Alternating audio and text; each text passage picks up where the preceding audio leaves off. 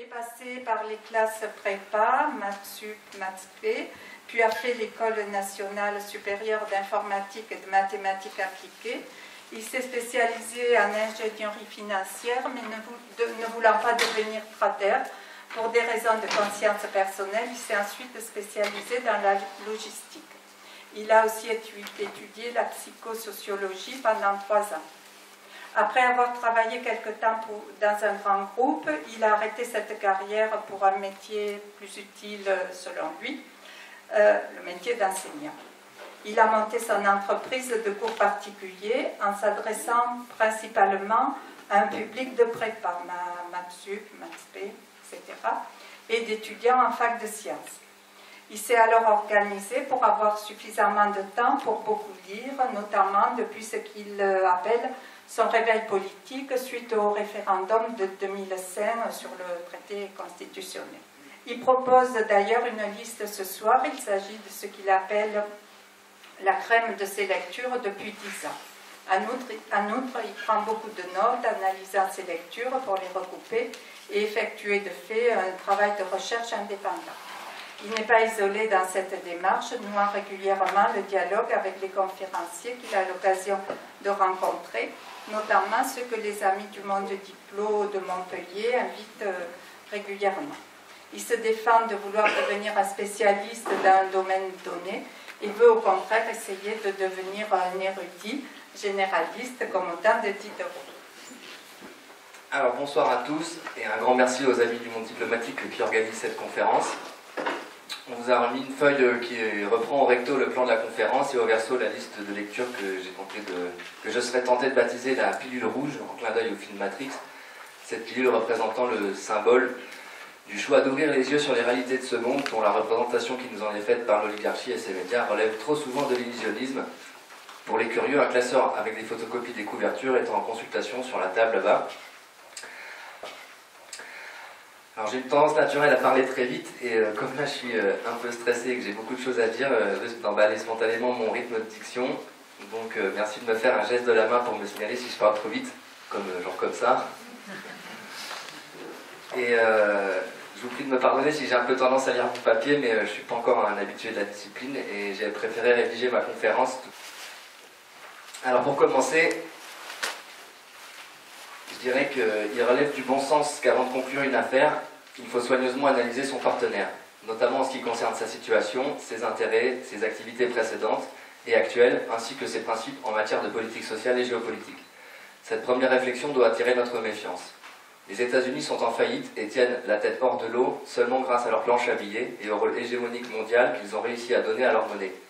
Pour chaque dollar que l'État dépense, il doit emprunter 50 cents.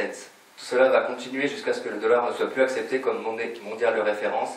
Or, cette position s'effrite de plus en plus vite ces derniers temps, et ce ne sont pas les différentes sanctions économiques ou militaires mises en œuvre qui suffiront à endiguer la tendance.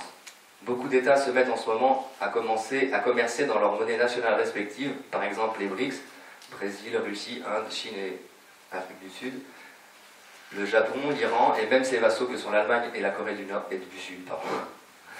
Sans compter que le système FMI Banque mondiale, qui assurait jusqu'alors le système financier des États-Unis, est de plus en plus contourné.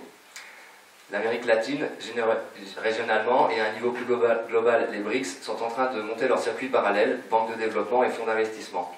La situation qui s'ensuit est désespérée. La dette souveraine remboursable s'élève à 17 000 milliards de dollars. Les États-Unis ont 3 possibilités de s'en sortir.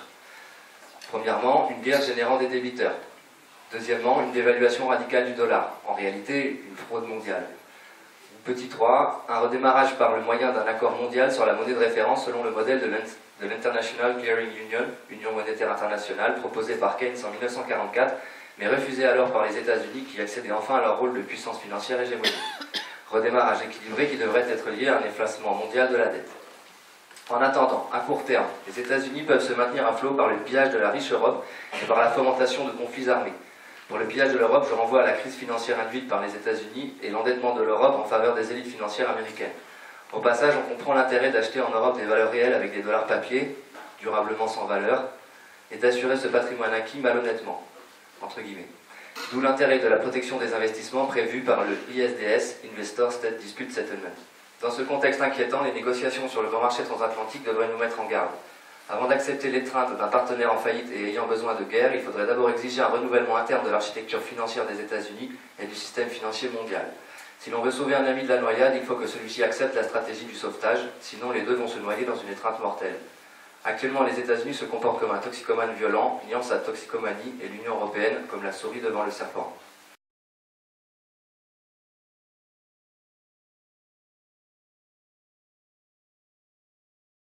Alors revenons maintenant à l'histoire de la construction européenne.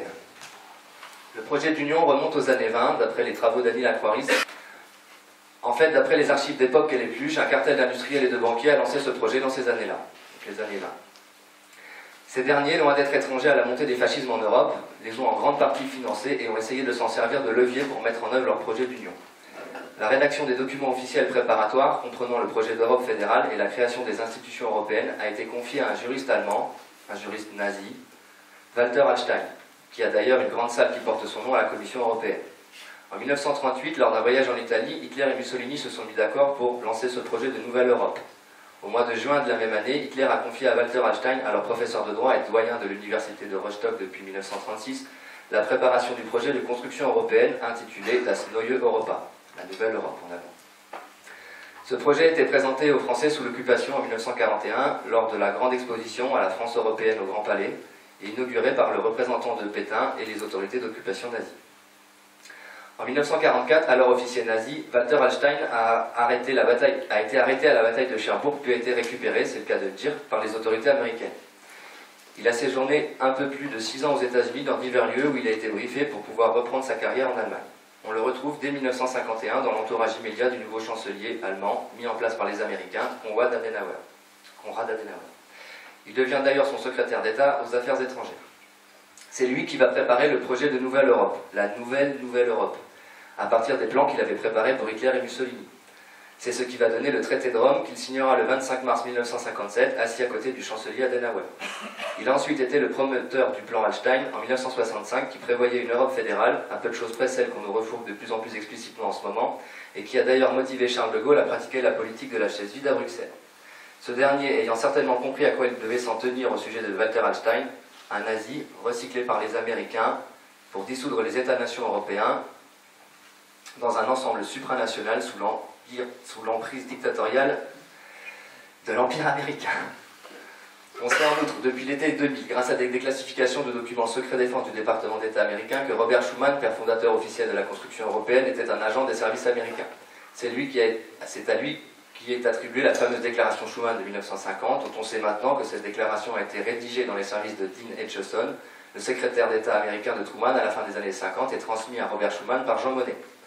Un article du Daily Telegraph du 19 septembre 2000, écrit par Ambrose Evans Pritchard, fait une rapide synthèse d'éléments découverts dans ses archives déclassifiées. On y apprend que ces documents déclassifiés montrent que la communauté du renseignement des États-Unis a mené une campagne dans les années 50 et 60 pour favoriser l'unification de l'Europe. Elle finança et dirigea le mouvement fédéraliste européen. Les documents confirment les soupçons émis à l'époque en coulisses. Les États-Unis travaillaient avec acharnement à pousser la Grande-Bretagne à s'intégrer à un État européen.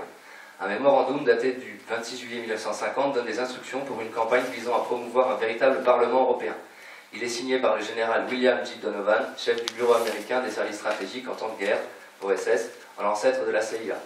Certains de ces documents, découverts par Joshua Paul, chercheur à l'université de Georgetown à Washington, avaient été mis à disposition par les archives nationales américaines.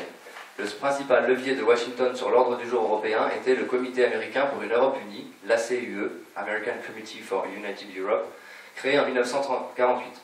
Donovan, qui se présentait alors comme un avocat en droit privé, en était le président. Le vice-président, Alan Dulles, était le directeur de la CIA pendant les années 50.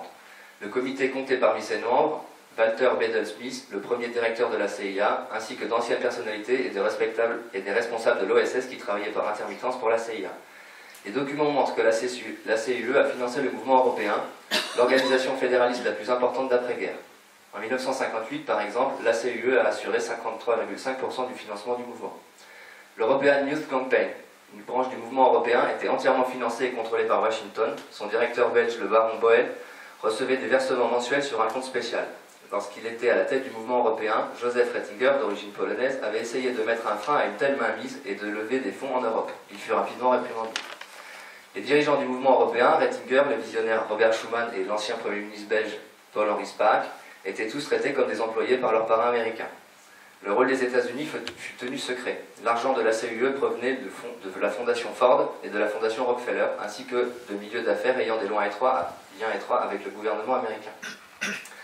Paul Hoffman, directeur de la fondation Ford et ex-officier de l'OSS, fut également à la tête de la CUE à la fin des années 50. Le département d'État y jouait aussi un rôle.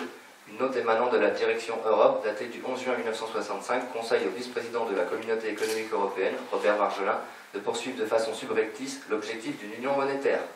Elle recommande d'empêcher tout débat jusqu'au moment où, je cite, « l'adoption de telles propositions serait devenue pratiquement inévitable ». On n'a malheureusement pas la suite des documents classés secret défense pour le moment. Il faut toutefois considérer à toute fin utile que tout ceci s'ancre dans un contexte de guerre froide.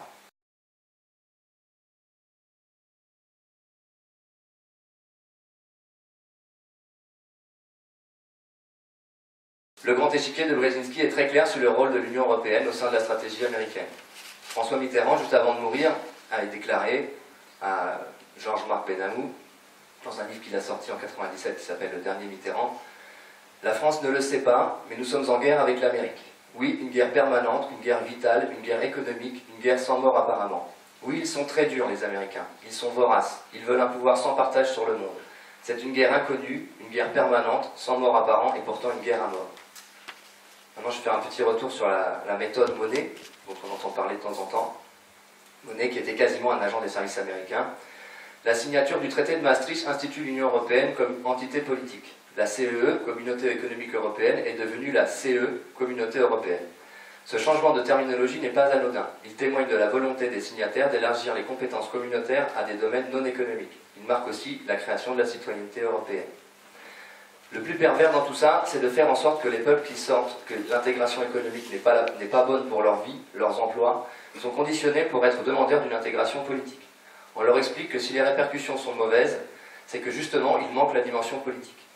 Le politique national est montré du doigt comme vecteur de discorde, et c'est ce qui ferait que l'économique est mal adaptée. Tout ceci amenant mécaniquement à une intégration législative. Gros boulot pour les juristes dont la culture de leurs différents pays dans ces domaines présente de considérables différences d'approche, l'idée sous-jacente étant toujours la même dans un premier temps, éliminer des mesures nationales susceptibles de constituer des entraves aux échanges de marchandises et de services.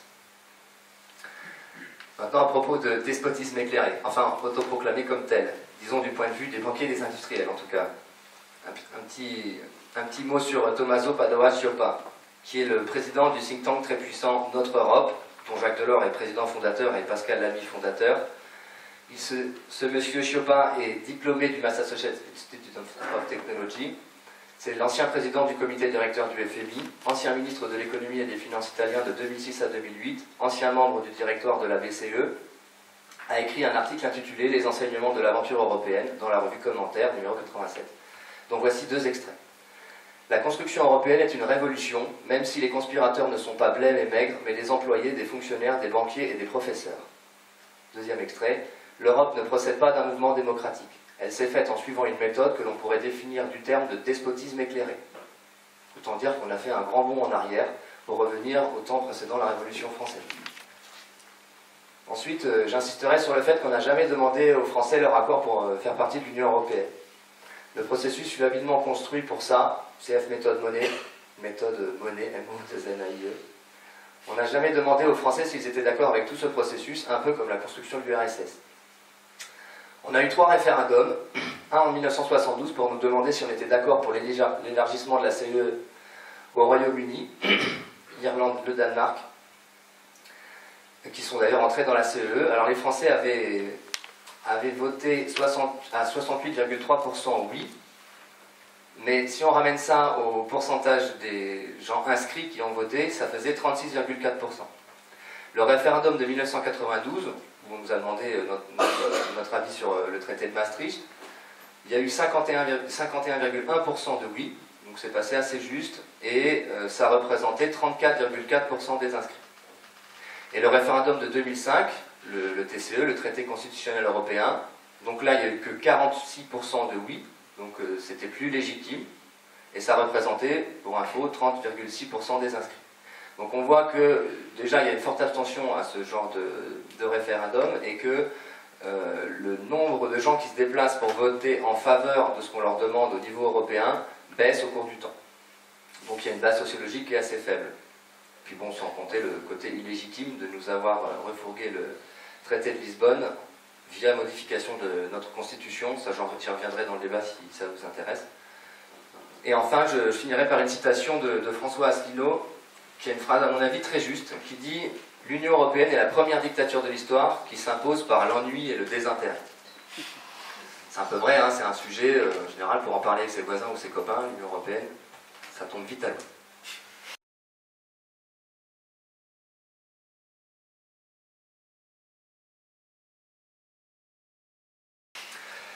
Alors maintenant, le projet de grand marché transatlantique. On va procéder en 3 temps. Le lancement officiel annoncé par Obama, un point de départ technique et officiel datant de 1990 et ce qui s'est constitué depuis, et des origines plus anciennes en fait.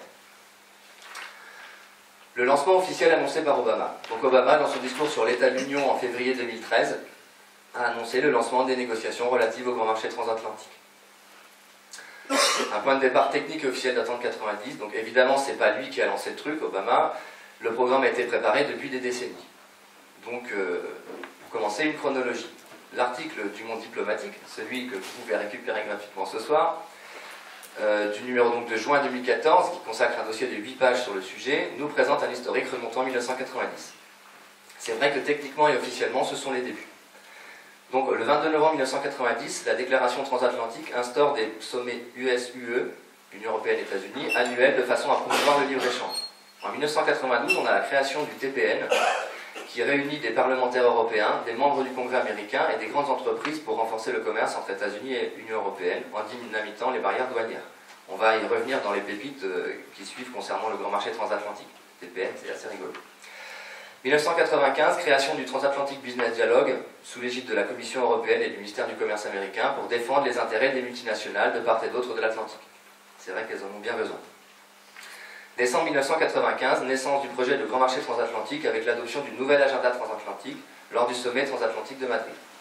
Le 29 juin 2005, relance des projets de GMT. Donc là, on a eu un trou de quasiment 10 ans en fait. On y reviendra peut-être un peu au moment du débat et j'en reparlerai un peu. C'était au sujet de l'accord de l'AMI qui a fait flop.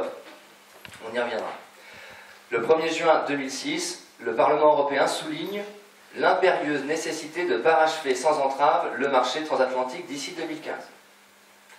30 avril 2007, sommet Union Européenne-États-Unis à Washington, le président de la Commission européenne José Manuel Barroso, la chancelière allemande Angela Merkel, alors présidente du Conseil de l'Union, et le président américain George W. Bush concluent le nouveau partenariat économique transatlantique. Création du Conseil économique transatlantique, le CET, chargé d'harmoniser des législations de l'Union européenne et des États-Unis. Le 8 mai 2008, résolution du Parlement européen qui affirme que, je cite, « Le concept de marché transatlantique pourrait jouer un rôle majeur dans le maintien de la dynamique qui sous-tend l'intégration économique mondiale. » Le 20 novembre 2010, lors du sommet États-Unis-Union européenne de Lisbonne, création d'un groupe de travail sur la cybersécurité et la criminalité. Le 28 novembre 2011, création du GTHN, le groupe de travail de haut niveau, ça se sont fait plaisir, sur l'emploi et la croissance, qu'on constate d'ailleurs très forte depuis l'intégration européenne. 13 février 2013, président Barack Obama et José Manuel Barroso et le président du Conseil européen Herman Van Rompuy annoncent qu'ils lancent les procédures visant à entamer des négociations pour un partenariat transatlantique sur le commerce et l'investissement. On retrouve ce mot d'investissement, qui était d'ailleurs une des 3 lettres de l'AMI, hein, c'était l'accord multilatéral sur l'investissement. Le 12 mars 2013, la Commission européenne émet des recommandations pour les négociations à venir. Le 29 mai 2013, l'Assemblée nationale française demande, je cite, que soit exclu du mandat tout recours à un mécanisme spécifique de règlement des différends entre les investisseurs et les États pour préserver le droit souverain des États. On va pas mal y revenir ensuite, hein, sur les règlements des différends. Et le 14 juin 2014, donc 2 semaines juste après, les États membres valident les recommandations de la Commission, à laquelle il délivre son mandat officiel pour négocier avec les États-Unis. Celui-ci comprend bien un mécanisme de règlement des différends. Du 14 au 17 juillet dernier, c'était le 6e cycle de négociation à Bruxelles, et du 29 septembre au 3 octobre dernier, c'était le 7e cycle à Chevy Chase, dans le Maryland, aux États-Unis.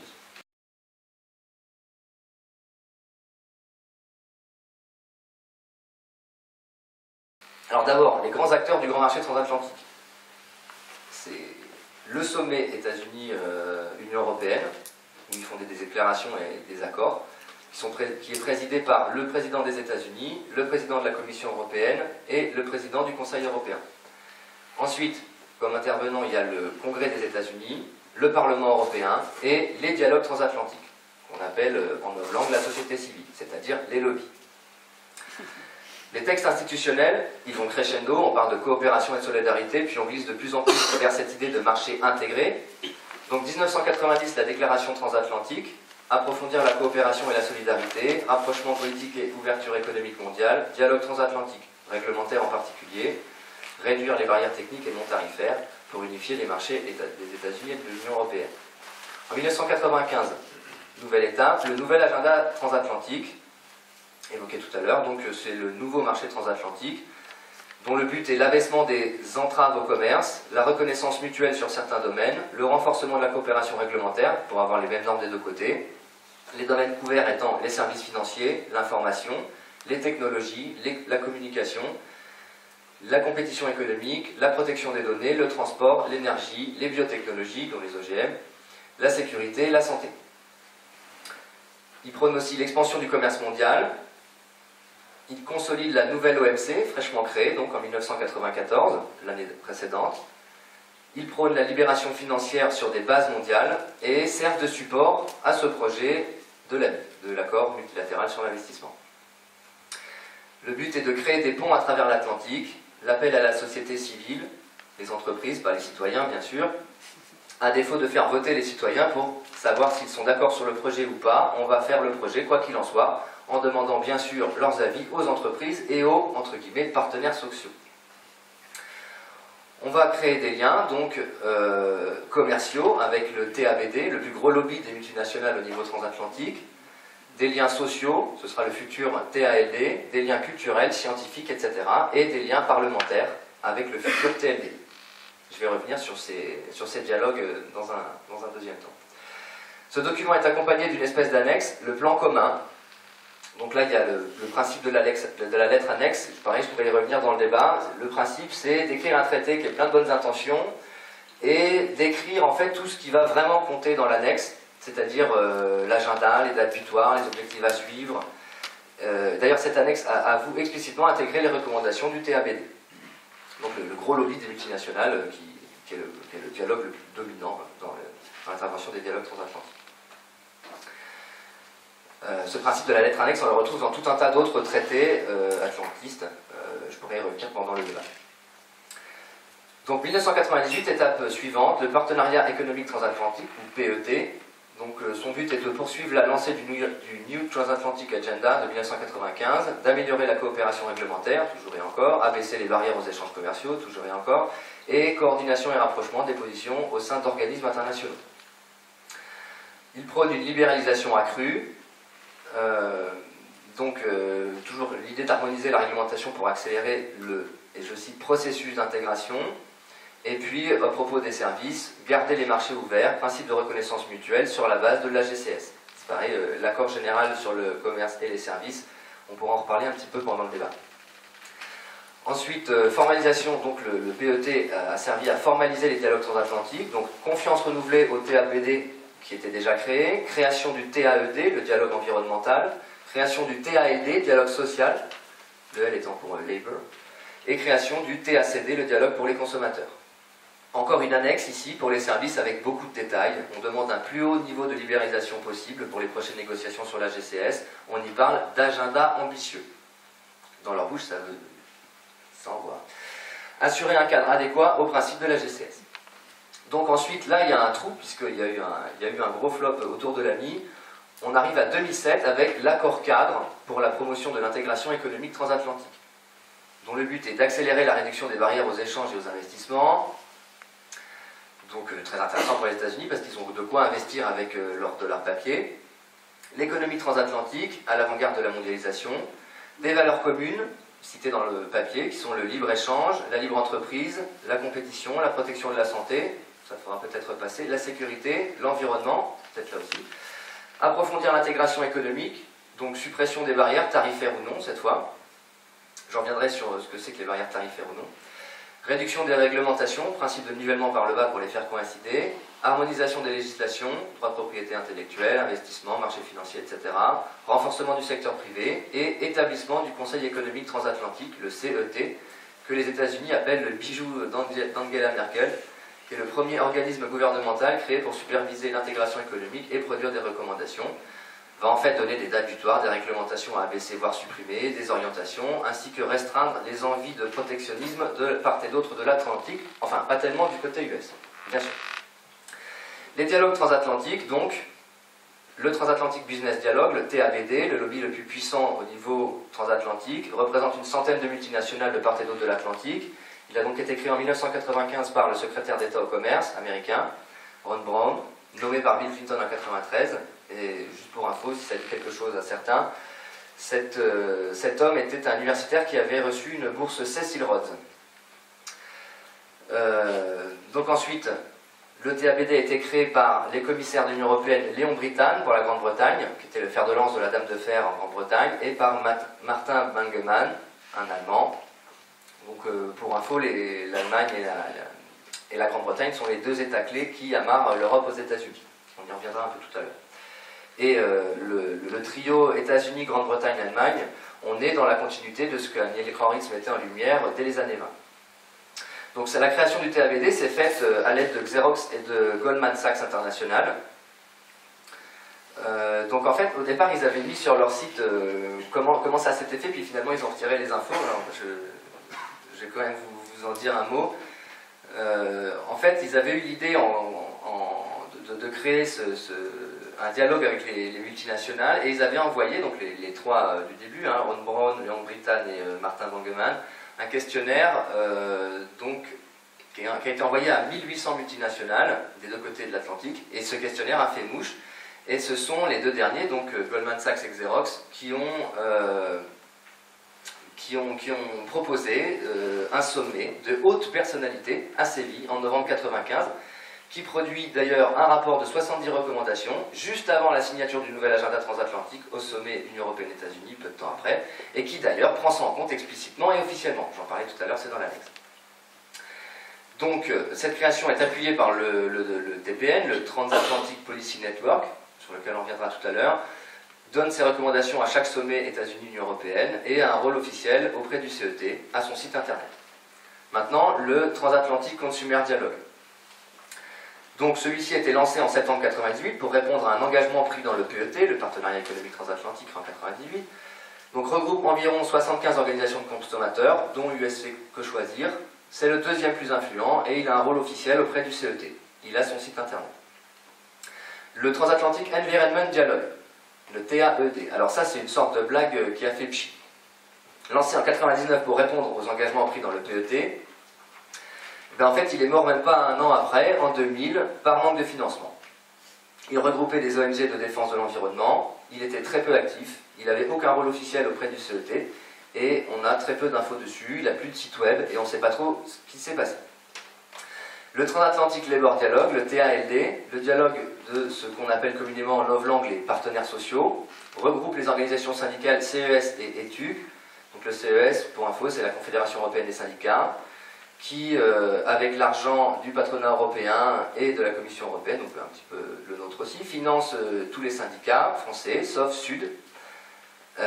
Donc d'une certaine manière, le fait de les financer, hein, je lis ça vite fait pour le CES, ça biaise forcément un peu la logique de ces syndicats, puisque financièrement ils en deviennent dépendants. On leur fait comprendre que s'ils veulent continuer à avoir leur financement, il va falloir tenir un certain discours par rapport à leur activité militante. En gros, d'accompagner le changement qui est écrit par tous ces gens dans les hauts conseils. Donc on a très peu d'informations sur le TALD, il est très peu actif, il n'a pas de rôle officiel auprès du CET, il dit ce qu'il veut mais de toute façon ça ne rentre pas dans le cadre de la procédure. Petite amélioration toutefois, ils ont été invités à un sommet de États-Unis-Union Européenne, mais l'invitation avait été annoncée que 2 jours avant. Alors après je vous avoue que j'ai pas retrouvé leur présence ensuite, mais il y était peut-être... j'ai pas plus creusé que ça. Le Transatlantic Legislator Dialogue, pour terminer, donc le TLD, dialogue entre les parlementaires de part et d'autre de l'Atlantique, Un dialogue interparlementaire existait depuis 1972. Donc là, celui-ci est créé en 1999 pour resserrer la coopération. Ils font des sommets biannuels. Leur objectif est la réduction des différences réglementaires et des échanges de points de vue. Et leur but ultime est d'aller vers une assemblée transatlantique. Donc en conclusion, le TABD écrase tout, sauf le TACD qui s'accroche dur, et le TLD fait son petit bonhomme de chemin tranquillement. Alors maintenant du côté du Parlement européen, donc un des grands acteurs du grand marché transatlantique, donc puisque les peuples ne sont jamais consultés, tournons-nous vers ceux qui sont censés les représenter. Le Parlement est très lié à la construction transatlantique, fervent soutien du GMT depuis le départ, plusieurs résolutions qui vont dans ce sens, alors je vous en dis quelques-unes, celle du 1er juin 2006, du 25 avril 2007, du 8 mai 2008, du 5 juin 2008, la résolution du 26 mars 2009. Le Parlement tient beaucoup à cet objectif, un GMT unifié pour 2015. Il insiste sur un rapprochement à tous les niveaux, pas seulement économique, mais aussi politique, diplomatique, sur la défense, le commerce, la finance, etc. Demande constante d'être un peu plus impliqué, vu qu'il a essentiellement un rôle consultatif, et demande que le TLD devienne une assemblée parlementaire transatlantique. Il se félicite de l'intégration de ce qu'on appelle en novlangue la société civile, et bien sûr du TABD, et implore de revitaliser le TALD et le TAED. Maintenant, quel est le rapport de force donc pour et contre le grand marché transatlantique au sein du Parlement européen? Je vais prendre deux exemples. Par exemple, la résolution du 5 août 2008, qui demandait une approche commune vis-à-vis de la Chine et du Brésil. Il faut croire que ça a encouragé ces deux-là à se lier au système BRICS. Demande de partenariat plus fort entre l'Union européenne et l'OTAN. Demande d'un nouvel accord sur le nouvel agenda transatlantique et demande d'être transformé en assemblée parlementaire transatlantique. Donc le pour représentait 86% du vote. Je vais le détailler un tout petit peu. Le PPE, le Parti populaire européen, la droite a pris un nom amusant, 45%. Le PSE, Parti socialiste européen, la gauche aussi, un nom amusant, 34%. ALDE, Alliance des libéraux et des démocrates pour l'Europe, démocrates, il faut le dire très vite, 15%. Et les Greens, les Verts, 6%. Le contre représentait 10%, qui se répartit en les deux tiers pour la gauche unitaire européenne, pour la France et le PCF et le Front de gauche, en gros. Le PPE, pour 17%. Tiens, il y avait des gens plutôt de l'UMP qui étaient un peu plus conscients du problème. Et les indépendants, par exemple le FN en France ou UKIP de Nigel Farage en Grande-Bretagne. L'abstention était de 4%. Donc sur la résolution du 26 mars 2009, donc là on demande encore un nouvel accord de partenariat pour 2012, demande que le CET prenne en compte les partenaires sociaux, demande que le CET soit utilisé pour surmonter les obstacles économiques et réaliser un GMT unifié d'ici à 2015. Le pour était à 89%, le contre à 9%, l'abstention 2%.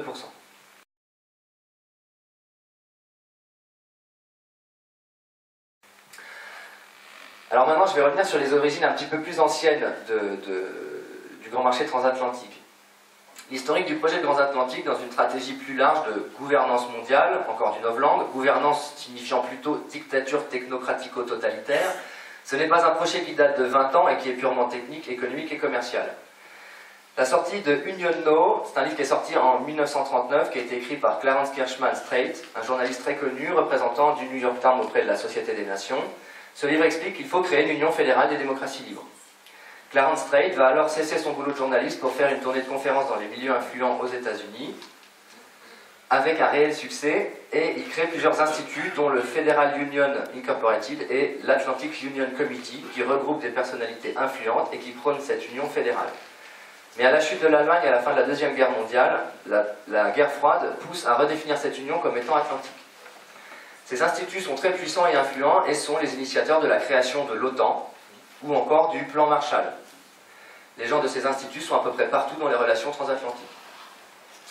En 1954, on a la déclaration de l'unité atlantique. Donc là, c'est 150 citoyens distingués des nations du pacte atlantique, mélange d'universitaires, essentiellement des fellows, c'est-à-dire des gens qui sont financés par les grandes fondations, soi-disant philanthropiques, des hommes d'affaires, des hommes politiques, dont William Donovan, ancien directeur des services secrets des États-Unis, Henry Ford, celui-là, directeur de Ford Motor Company, très influent avec sa fondation entre guillemets philanthropique Ford, célèbre antisémite, diffuseur du protocole des sages de Sion, maître à penser d'Hitler, financeur du nazisme, etc., dont George Marshall, à l'origine du plan du même nom, notre cher Clarence Strait, Henry Truman, ancien président des États-Unis. Du côté britannique, on retrouve Julian Huxley, grand promoteur du projet décrit dans le livre de son écrivain de frères. Bertrand Russell. Du côté français, Maurice Allais, qui s'en est dédié depuis. Michel Debré, Valéry Giscard d'Estaing. Leur demande est d'harmoniser les nations du pacte au niveau politique, commercial et militaire, c'est-à-dire de créer une fédération à partir de l'OTAN. En janvier 1962, il y a la déclaration de Paris, qui est signée par 90 citoyens, un peu les mêmes, pose les bases d'une fédération transatlantique, propose l'expansion de la CEE pour y inclure la Grande-Bretagne, suivra un référendum en France où on expliquera au peuple bien sage de voter oui, ce qu'il fera, y inclure un partenariat commercial avec les États-Unis, qui serait, citation, un prélude à la constitution d'une communauté économique atlantique ouverte à toutes les nations du monde libre.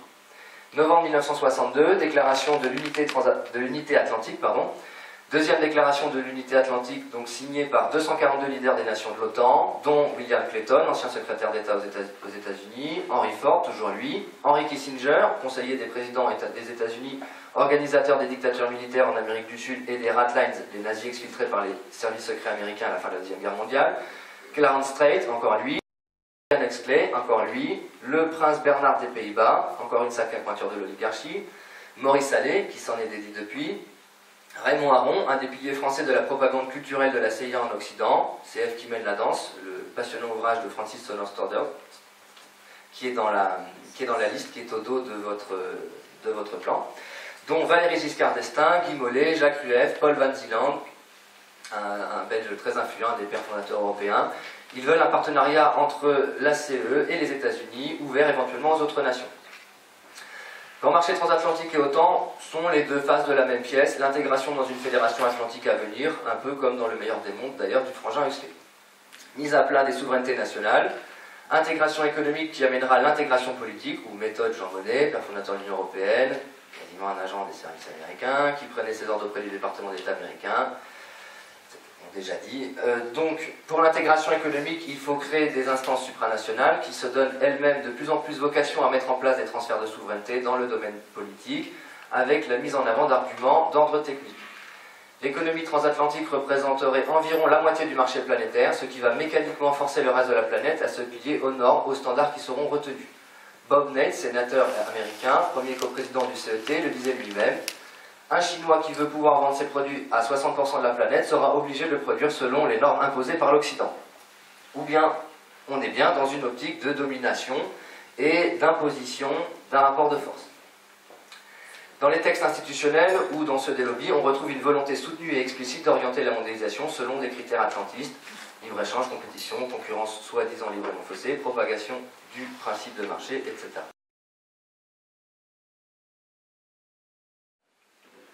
Quelques petites pépites pour la route.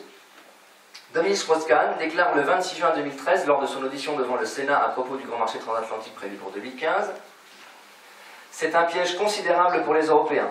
Je crois que les Français ont bien fait de vouloir se battre sur le problème de l'identité culturelle, mais c'est un tout petit aspect du sujet. Mais c'est bien d'avoir gagné. Le vrai sujet, ce sont les normes. La triangulation que les États-Unis veulent obtenir avec nous pour coincer les Chinois derrière. Et nous sommes dans une situation très difficile. Cet exemple montre que nous sommes dans un monde de méchants et pas un monde de gentils. Il va falloir se battre et ne pas penser que les propositions qui sont faites sont au nom de l'intérêt collectif. Elles sont au nom des intérêts de ceux qui sont élus ou ceux qui sont à la tête d'entreprises qui représentent ces intérêts. Nous sommes dans une situation extrêmement difficile. Pour mettre un peu de contraste, la position de François Hollande à propos du grand marché transatlantique. Nous avons tout à gagner à aller vite, sinon nous savons bien qu'il y aura une accumulation de peur, de menaces, de crispation. Ça, c'était une déclaration du 11 février 2014. Députés européens, français et GMT, donc les députés européens, français et le grand marché transatlantique. Donc le grand marché transatlantique a été approuvé à de nombreuses reprises par le Parlement européen, et en particulier par une grande majorité des députés européens français de l'UMP, du MoDem bien entendu, mais aussi du PS. Les accords Union Européenne-Canada, autre accord négocié depuis 5 ans par la Commission européenne et qui fait encore moins parler de lui. L'accord UE-Canada, a priori, est prêt depuis 1 an. On ne sait toujours pas qui l'a négocié. Le texte définitif du CETA, ça s'appelle comme ça, CETA, est sorti tout récemment, le 26 septembre 2014. Il est assez alarmant. Par exemple, on y retrouve le modèle agroalimentaire de la viande bovine canadienne, qui est à peu près équivalent de l'américain. Le chapitre consacré à la protection des données intellectuelles reprend en quasi-intégralité des passages de ACTA, parmi les pires. Le CETA me semble être une sorte de cheval de Troie du GMT, dans le sens où l'argument ça sera mais on l'a déjà fait avec le Canada qui fait partie de la LNA et donc il s'agit de légitimer clarifier ces pratiques déjà entérinées. Dracula. Alors il ne refourgue l'ami en 95-97 qui a été rajouté car découvert trop tôt. Je vais vous donner une citation je crois d'une sénatrice américaine qui s'appelle Elizabeth Warren qui disait: ce truc, l'ami, c'est un peu comme Dracula, il suffit de le mettre en plein jour pour le détruire. Donc à l'époque, il y avait eu un grand mouvement en France, mais aussi à l'international, pour s'opposer à cet accord. Notons qu'à l'époque, il y avait déjà le projet d'arbitrage privé pour que les multinationales puissent attaquer les États. Il y a a priori de fortes chances pour que le grand marché transatlantique, ainsi que le CETA, possède aussi cette faculté de se dissoudre si exposé au grand jour. Un petit mot sur le rôle de l'Allemagne. Bon, historiquement, la RFA, donc, elle a été construite, reconstruite et pilotée par les États-Unis, qui ont d'ailleurs recyclé les réseaux Gehlen pour monter les services secrets, le BND allemand, et qui ont donc recyclé tout un tas de nazis, comme Walter Einstein, certains qu'ils ont envoyés en Amérique du Sud pour y monter des dictatures militaires, un certain nombre qui sont restés sur place. Et donc, il y a forcément un gros lien entre ces deux pays. Et juste pour des infos plus récentes, le 27 février 2004, le chancelier Schröder a rencontré Bush aux États-Unis et il a signé l'Alliance germano-américaine pour le XXIe siècle. Merkel, fraîchement élue, elle aussi est reçue par Bush et célèbre cette alliance pour dire que c'est soutenu par le CDU et pas seulement par la social-démocratie. CDU étant le parti de droite, l'équivalent du FD en Allemagne. L'Allemagne est l'agent d'influence numéro 1 des États-Unis en Europe dans le cadre qui se préfigure, le grand marché transatlantique qui sera le nouvel étage de la fusée, qui a vocation à mettre l'ensemble de l'Europe sous la tutelle directe des États-Unis. Un petit mot maintenant sur Karel de Gucht, commissaire européen chargé de préparer le grand marché transatlantique avec son homologue américain. Donc c'est le chef des négociations. Ce monsieur a fait l'objet en son temps de poursuites pour prévarication. La prévarication, c'est une suite d'actes consistant pour le détenteur d'une charge ou d'un mandat à ne pas satisfaire aux obligations résultant de cette charge ou de ce mandat. Il a aussi été convaincu de fraude fiscale, ce qui a beaucoup gêné la Commission européenne. Après quelques années d'enquête, l'inspection générale des impôts de Belgique a conclu en juin 2012 que Karel de Gucht a fraudé, entre guillemets, en ne déclarant pas une plus-value d'environ 1,2 million d'euros réalisée à l'occasion de la vente de la compagnie d'assurance belge Vista au groupe britannique Elan Smith. La Commission européenne s'est refusée à commenter la qualification de fraude fiscale visant Karel de Gucht de la part de l'inspection spéciale des impôts, dans la mesure où, selon elle, il s'agirait d'une question privée. À propos du TPN, donc son président, Peter Sutherland, qui est son président donc, pour l'Union européenne, et qui est aussi ancien commissaire européen de nationalité irlandaise, président de Goldman Sachs International, président du groupe Bilderberg, supérieur hiérarchique de Mario Draghi, ancien vice-président de Goldman Sachs Europe, nommé ensuite président de la BCE en novembre 2011, et de Mario Monti, ancien consultant de Goldman Sachs, ancien commissaire européen, nommé président du Conseil en Italie sans élection en novembre 2011. Ce monsieur ne s'est jamais présenté à une seule élection, jamais un Italien n'a voté pour lui. Et Berlusconi, qui avait réussi à tenir malgré tous les scandales qu'il a affrontés, ben là il est parti directement. Le TPN, donc le Transatlantic Policy Network, dont la traduction française est le réseau de gouvernance transatlantique, donc le TPN fondé en 1992 et réunissant des parlementaires européens, des membres du Congrès des États-Unis et d'entreprises privées, appelle à la création d'un bloc euro-américain au niveau politique, économique et militaire. Il est soutenu par de nombreux think tanks comme l'Aspen Institute, l'European American Business Council, le Council on Foreign Relations, le German Marshall Fund ou la Brookings Institution. Il est alimenté financièrement par des multinationales américaines et européennes comme Boeing, Ford, Michelin, IBM, Microsoft, Daimler, Chrysler, Pechiney, Michelin, Siemens, BASF, Deutsche Bank, Bertelsmann. Il a à peu près 8% des parlementaires européens qui sont membres de ce lobby. Ces soi-disant représentants des peuples sont hand in glove, main dans le gant comme on dit outre-Manche, avec des multinationales pour gérer les affaires communes. Le projet de marché transatlantique au sein du Parlement européen est géré par une commission des affaires étrangères qui est chapeautée par M. Vital Moreira, socialiste entre guillemets, portugais, qui est un des représentants du TPN au sein du Parlement européen. Un petit mot sur l'Union européenne avant le lancement des négociations en 2013. L'Union européenne reconnaît avoir préparé les négociations au préalable avec au moins 119 réunions avec des grandes entreprises. Bien sûr, ces réunions n'étaient pas publiques et donc sans aucun mandat. Et puis je vais finir les pépites sur la fausse éternelle rengaine. Donc là, il s'agit du document Reducing Transatlantic Barriers to Trade and Investment, an Economic Assessment, Final Project Report, qui est de mars 2013, qui a été écrit par Joseph François et émis par le Center for Economic Policy Research, London. Ce document assure que la création du grand marché transatlantique rapporterait à chaque famille de 4 personnes de l'Union européenne 545 € par an et que le PIB européen augmenterait de 0,4 à 0,5%, soit 120 milliards d'euros, d'ici 2027. Soit environ 0,04% de croissance par an. On oublie bien sûr de comptabiliser les plans sociaux, nos plans pour dire licenciement de masse, en tout genre. Lorsque la Commission européenne a lancé ces infos, elle a dit que c'était une étude indépendante qui avait été commandée et qui dit que ça va se passer comme ça et apporter ses bienfaits. Ce centre d'études est situé à Londres. Son président Guillermo de la DSA est aussi le vice-président de Goldman Sachs. Celui qui a fondé ce centre de recherche est Richard Porte et il s'agit là d'un des plus proches conseillers aujourd'hui du président Barroso. Parmi les autres membres de ce centre de recherche pseudo-indépendant, on retrouve des banques comme la BCE ou la Banque centrale du Mexique. On y retrouve quasiment que des acteurs financiers et des banques privées. On se rend compte que les gens qui nous pronostiquent un enrichissement à travers le grand marché transatlantique sont typiquement les acteurs liés à la crise financière, des gens qui nous ont mis jusqu'au cou.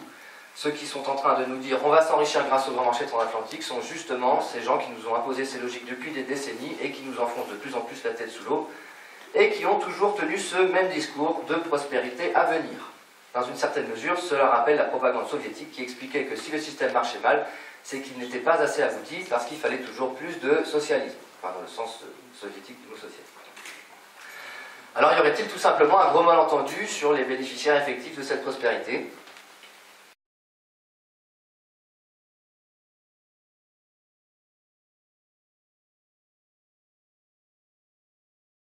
Je vais commencer par une citation de David Rockefeller au magazine américain de Newsweek le 1er février 1999 qui disait « Quelque chose doit remplacer les gouvernements et le pouvoir privé me semble l'entité adéquate pour le faire. » Donc première partie, le grand marché transatlantique prévoit de passer sans ratification des représentations nationales des peuples. Enfin, sauf en ce qui concerne les États-Unis évidemment. La Commission, puisque le Congrès est impliqué, la Commission a déclaré clairement qu'une fois les rounds de négociations terminées, les parlements des différents États de l'Union européenne ne seront pas consultés. Le traité sera voté uniquement par le Conseil de l'Europe et le Parlement européen. Alors ensuite, en juillet 2013, moi-même du lancement officiel des négociations par la Commission européenne, la Commission sort un projet d'accord qui montre qu'elle avait déjà travaillé visiblement sur un projet de texte avec les États-Unis et les entreprises privées et qu'elle n'a pas attendu d'avoir un mandat pour travailler sur tout ça. On ne peut pas sérieusement penser qu'en seulement un mois, elle ait pu sortir un texte aussi important. On retrouve cette marque de fabrique que Jean-Claude Paille relève quasi systématiquement quand il étudie l'évolution du droit pénal poussé par l'Union européenne et les États-Unis. Ces textes font l'objet d'une longue préparation secrète et le texte finalement produit pour le public n'est que la partie émergée de l'iceberg. Ainsi, ces ratificateurs n'en mesurent que peu la portée et les implications réelles. Le débat est beaucoup présent dans la sphère privée, mais pas au sein des États nationaux et dans l'Union européenne en général. Le Parlement européen a été consulté plusieurs fois sur le projet et a toujours donné son accord de principe sur ces négociations, avec aucun accord de représentativité sur le sujet, ni aucun soutien des peuples. Il se garde bien sûr d'ailleurs d'en parler lors des élections européennes.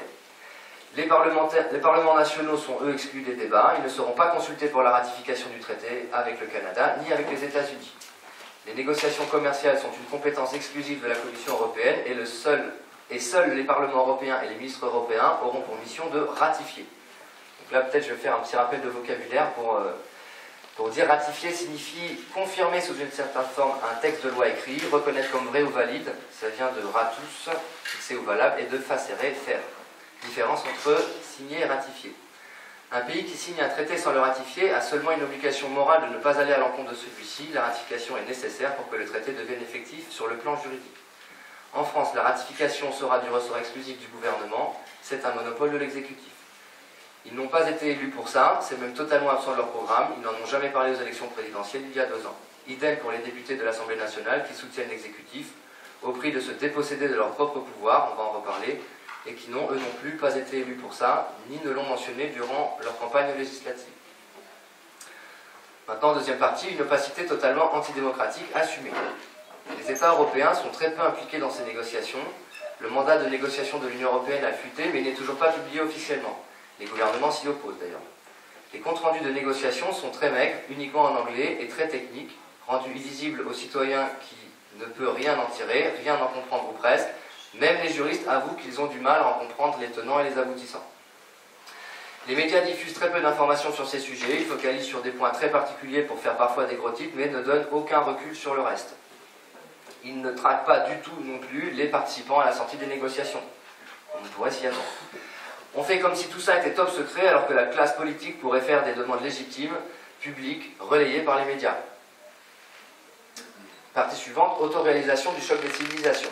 Donc cette théorie du choc des civilisations de Samuel Huntington, qui a écrit un ouvrage sur le sujet en 1996, ne tient pas. C'est essentiellement un levier de manipulation de l'opinion des masses. Par exemple, l'intégrisme musulman agressif, monté en épingle par les médias, a des origines que l'on peut au moins qualifier de peu nettes et dont les rapports avec les services secrets atlantistes sont pour le moins ambigus. Mais en fait, cette théorie du choc des civilisations va achever de se réaliser sous cette forme. La nôtre s'impose aux autres. On retrouve un peu dans la manière de faire le concept de guerre préventive, finalement. Serge Halimi, donc le directeur du Monde diplomatique, en première page du dossier sur le grand marché transatlantique du diplôme de juin, que vous avez ici, écrit qu'il s'agit de conquérir le vieux continent, mais aussi et surtout le détourner de toute perspective de rapprochement avec la Russie, et surtout pour contenir la Chine. Fillon remet une couche sur le choc des civilisations.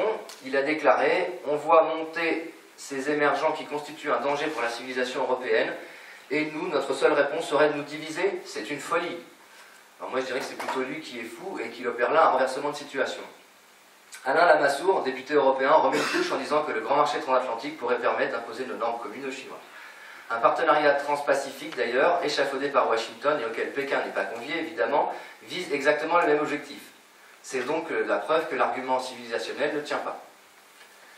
Maintenant, les conséquences du grand marché transatlantique tel qu'il s'annonce. On a un retour assumé aux féodalités et à la loi du plus fort. Ce grand marché transatlantique se présente finalement comme l'entérinement d'un fait déjà relativement accompli, la prise de pouvoir des oligarques, des capitaines de l'industrie et de la finance. Il s'agit ici surtout de l'assumer pleinement, de l'inscrire dans le droit, de le légitimer aux yeux des masses en leur expliquant que c'est pour leur bien. Ce processus qui se revendique des démocraties nie tout caractère démocratique, on est en plein univers orwellien. Le principe des tribunaux privés d'arbitrage instaure ni plus ni moins un retour aux féodalités, la monarchie en moins.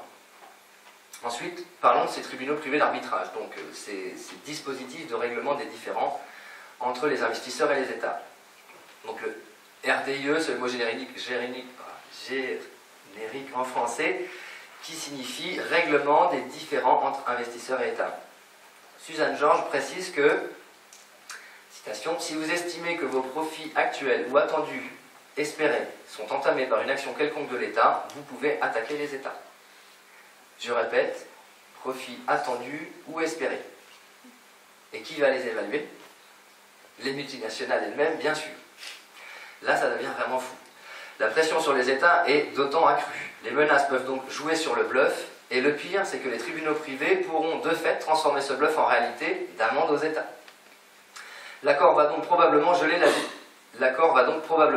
la législation au sein des États. Si ça change en pas bien selon les multinationales, ils vont dire « Mais attendez, on s'est fixé sur des normes pour prévoir notre futur business, si vous les changez, vous allez nous faire perdre de l'argent. » Et donc vont attaquer ou seulement menacer d'attaquer les États via les RDIE. Si on veut harmoniser les législations fiscales en Europe, les multinationales vont demander des comptes. Par exemple, Yahoo qui partait en Irlande pour réinstaller son siège pour payer moins d'impôts, ben, si on se met tous d'accord sur ce qu'on va leur demander d'impôts, ils vont dire « Ah ben non, parce que nous on avait prévu de payer moins. » Il leur faut que la situation fiscale, sociale, juridique et que les normes ne puissent plus changer, sauf bien sûr sous l'impulsion de leurs lobbyistes, évidemment. L'idée est d'intimider les gouvernements et de faire en sorte que les États ne voudront plus courir le risque de faire des choses qui déplaisent aux investisseurs. Cela inclut de les dissuader de prendre des mesures pour s'en sortir et protéger leur population en cas de crise. Si on veut nationaliser des services publics ou des banques ou des secteurs de l'industrie pour gérer la crise, ben là ça va risque de devenir très compliqué, ça risque de coûter très cher. Maintenant, regardons de plus près le CIRDI, le Centre international de règlement des différends concernant l'investissement. En version originale, l'ISCIC, International Center for Settlement of Investment Disputes. C'est totalement asymétrique.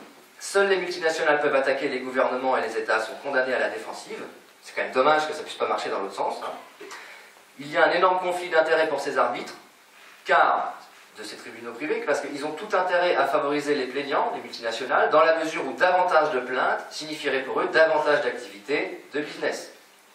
Les poursuites ne sont pas indépendantes, pas ouvertes, à huis clos, pas équitables en termes de procédure, pas équilibrées, et elles échappent à tout contrôle démocratique. L'enjeu de l'imposer à une aussi grande échelle que le grand marché transatlantique crée un énorme et incontournable précédent, qui va nécessairement donner le là pour le futur et le reste de la planète. Rappelons que le grand marché transatlantique représentera environ la moitié du PIB mondial. La gouvernance mondiale tente clairement de passer en force pour ériger une dictature mondiale. Selon un article du Figaro du 23 juin 2014, écrit par Frédéric Richet, déjà plus de 568 cas ont été recensés au 31 décembre 2013, donc de multinationales qui attaquent les États. Donc les multiples conséquences pour tous les domaines, puisque l'on veut être dans un univers de plus en plus compétitif, les gouvernements seront de moins en moins regardants, car de plus en plus à l'affût sur de nouveaux investisseurs, et donc prêts à accepter n'importe quoi, y compris des pratiques et des produits dangereux à tout un tas de niveaux. Petit rappel de vocabulaire concernant les obstacles au commerce. Donc les barrières tarifaires sont les droits de douane, hein, tout simplement, qui sont déjà presque réduits à néant, à l'exception du domaine de l'agriculture, mais justement, on va y revenir juste après. Barrières non tarifaires, là ce sont les obstacles au commerce qui sont différents des droits de douane, donc en gros, c'est l'idée de rejeter quelque chose sous prétexte que c'est mauvais pour la santé, ou pour l'environnement, ou pour le social. Donc, par exemple, sur l'éducation, on pourrait voir débarquer en Europe des universités américaines. Toutes nos universités ici sont publiques ou à but non lucratif. Là, il s'agit d'universités qui sont privées, qui font du profit, et qui voudraient certainement gagner des parts de marché universitaires sur notre territoire. Si cela advient, on s'expose à encourir les risques suivants. Par exemple, les programmes des universités ne pourront plus être contrôlés par les gouvernements. Les procédures de recrutement dans les universités ne seront plus non plus contrôlables par les gouvernements. Tout cela va déboucher sur une sorte de dérégulation du monde universitaire. Et il est aussi probable que des écoles privées et payantes, de la maternelle à l'université, vont faire florès.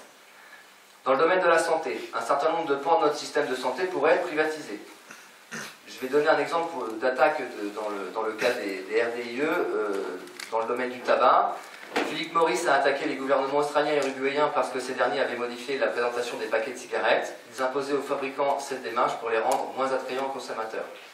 Ils ont estimé que cette loi leur faisait perdre des profits et ont attaqué ces gouvernements devant des tribunaux privés internationaux. Ils réclament 2 milliards de dollars à l'Uruguay en raison des mises en garde sanitaires imposées sur les paquets de cigarettes. La France d'ailleurs, avec ses récentes prises de position au niveau du gouvernement pour uniformiser les paquets de cigarettes, qui soient tous identiques de l'extérieur, s'est déjà vu menacée par les industriels du tabac coalisés, et en cas d'adoption du grand marché transatlantique, de se voir réclamer la bagatelle de 20 milliards d'euros. Un petit mot sur l'étiquetage, parce que ça concerne les additifs alimentaires, les OGM, etc. L'étiquetage, donc sur le site de la Commission européenne, dans un document sur les Technical Barriers to Trade, donc désolé, je vais vous lire un extrait du texte de la Commission, et même s'il est traduit en français, la phrase est assez indigeste. Le marquage et l'étiquetage sont mentionnés dans l'accord TBT, mais il est suggéré que certains points devraient être ajoutés pour le commerce entre les parties, de sorte que les critères de marquage obligatoires, tout en continuant à fournir les informations nécessaires à l'utilisateur ou au consommateur, ainsi qu'au pouvoir public par rapport à la conformité des produits, par des critères spécifiques, soient limités autant que possible à ce qui est essentiel, et soit le moins possible une entrave au commerce afin d'atteindre l'objectif légitime poursuivi. Conséquences sanitaires très sérieuses, donc avec les additifs alimentaires, les hormones, les OGM, poulet au chlore, le problème de la rectopamine pour l'engraissage des cochons, etc. Conséquences phytosanitaires très sérieuses aussi, augmentation des pesticides dans les champs, des taux de résidus de pesticides tolérés sur les fruits et légumes, etc. L'Union européenne a d'ailleurs déjà fait évoluer sa législation. Il y a 1 ou 2 ans, elle a fait autoriser les résidus de pesticides monter de les multiplier jusqu'à 30-40 fois sur certains fruits comme la pomme ou l'orange.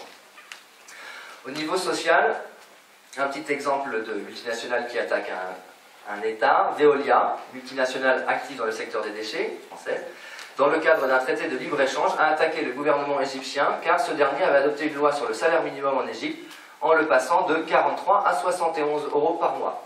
C'est vrai que de tels changements sont inadmissibles pour cette firme qui risque du coup de rémunérer un tout petit peu moins ses actionnaires, ce qui, convenons-en, est proprement scandaleux.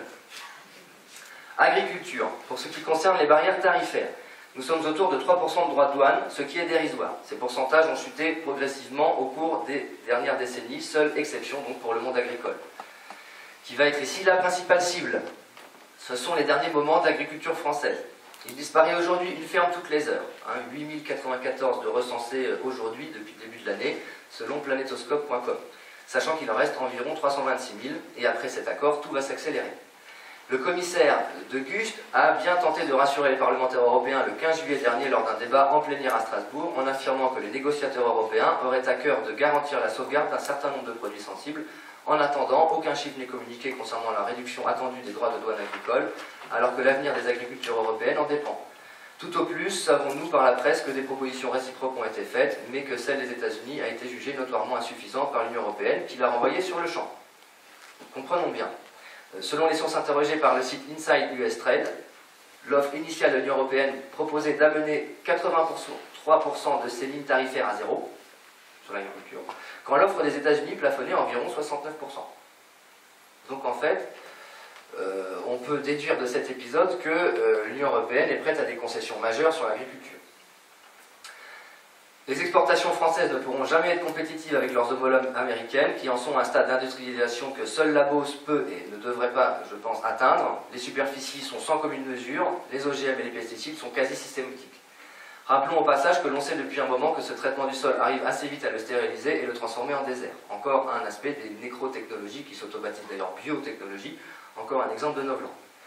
Notons à titre d'exemple de mise en concurrence avec les États-Unis le cas de l'agriculture mexicaine. Elle a été détruite en quelques années par les importations US de maïs, dont 40% OGM, suite à l'accord ALENA. Et c'est quand même assez étonnant vu que le Mexique, c'est quand même, entre guillemets, le pays créateur du maïs. Monsanto, par exemple, pour les OGM, a dit, à mot à peine couvert, que le grand marché transatlantique était une opportunité formidable pour le secteur de l'alimentation transgénique et pour faire sauter un certain nombre de barrières et de protections à l'échelle européenne. Maintenant, sur l'environnement, un exemple allemand. Après la catastrophe de Fukushima, donc, le gouvernement allemand a décidé de sortir du nucléaire. Une multinationale qui gère des centrales en Allemagne, Vattenfall, suédoise, a attaqué le gouvernement allemand car elle estimait que ses profits sont menacés par cette décision. L'entreprise suédoise réclame 3,7 milliards d'euros à l'Allemagne. On a aussi des conséquences environnementales par rapport au gaz de schiste. Pour ça, je ne vais pas développer, là on pourra y revenir. Pour info, en 20 ans, dans le cadre de l'ALENA, le Canada s'est fait attaquer par des firmes US pour ces raisons 30 fois et a perdu 30 fois. Lone Pine, ressource entreprise de fracturation hydraulique. Grâce à l'ALENA, cette entreprise canadienne a attaqué depuis sa succursale au Delaware l'État canadien et a gagné 250 millions de dollars pour lui avoir refusé le droit de faire de la fracturation et de l'exploitation de sable bitumineux. Maintenant, sur la vie privée, la coalition du commerce numérique, Digital Trade Coalition, DTC, qui regroupe des industriels du net et des hautes technologies, presse les négociateurs du grand marché transatlantique de lever les barrières empêchant les flux de données personnelles de s'épancher librement de l'Europe vers les États-Unis. Le point de vue actuel de l'Union, selon lequel les États-Unis ne fournissent pas une protection de la vie privée adéquate, ne serait pas raisonnable, s'impatientent les lobbyistes. À la lumière des révélations de M. Edward Snowden sur le système d'espionnage de l'Agence nationale de sécurité, la NSA, cet avis tranché ne manque pas de sel. Toutefois, il n'égale pas la déclaration de l'US Council for International Business, un groupement de sociétés qui, à l'instar de Verizon, ont massivement approvisionné la NSA en données personnelles. Je les cite, « L'accord devrait chercher à circonscrire les exceptions, comme la sécurité et la vie privée, afin de s'assurer qu'elles ne servent pas d'entrave au commerce déguisé. »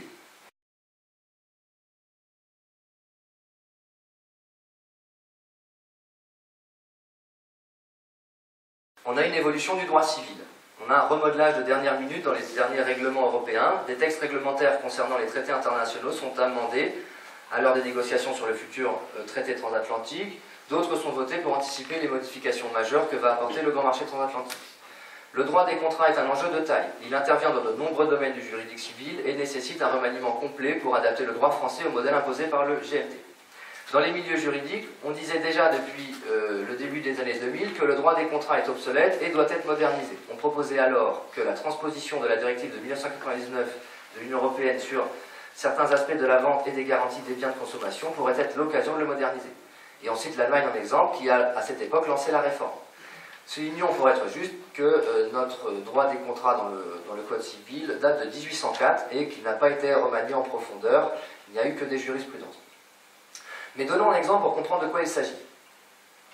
Notre droit des contrats contient des concepts qui ont été abandonnés par d'autres législateurs car ils étaient soi-disant trop complexes. C'est notamment le cas en matière d'obligation de garantie du vendeur dont traite la directive 44 de 1999. En droit français, on distingue la non-conformité du produit au contrat et le fait d'en découvrir un vice caché dans un deuxième temps. Trop compliqué pour les marchands. Et puis, chez nous, la prescription peut aller jusqu'à 30 ans, alors que la directive de 1999 l'institue à 2 ans. C'est sûr que l'industriel sera tranquillisé. Vu l'urgence de la situation liée au contexte économique des États-Unis et l'emballement de leur géostratégie agressive, le grand marché transatlantique doit désormais vite se faire et donc par voie de conséquence, le droit civil, dont le droit des contrats, doit être réformé et modernisé, encore du novlangue, pour le rendre compatible avec le GMT. Voilà pourquoi le gouvernement veut passer en force une réforme du droit civil en procédant par ordonnance et ainsi court-circuitant le processus législatif habituel qui risque d'être long et chipoteux. Si le principe de légiférer par ordonnance est écrit dans notre Constitution, c'est originellement pour affronter des situations d'urgence, par exemple une guerre, une catastrophe de grande ampleur. Dans ce cas, on peut comprendre que le président de la République puisse avoir une marge de manœuvre exceptionnelle. Encore qu'à titre personnel, je pense qu'à ce sujet, une complète réécriture de la Constitution est nécessaire et ne doit pas être faite par les gens de pouvoir ou qui le visent. Car dans ce cas, il y a conflit d'intérêts évidemment, dans la mesure où la Constitution sert à morceler les pouvoirs et à nous protéger d'éventuels abus de pouvoir.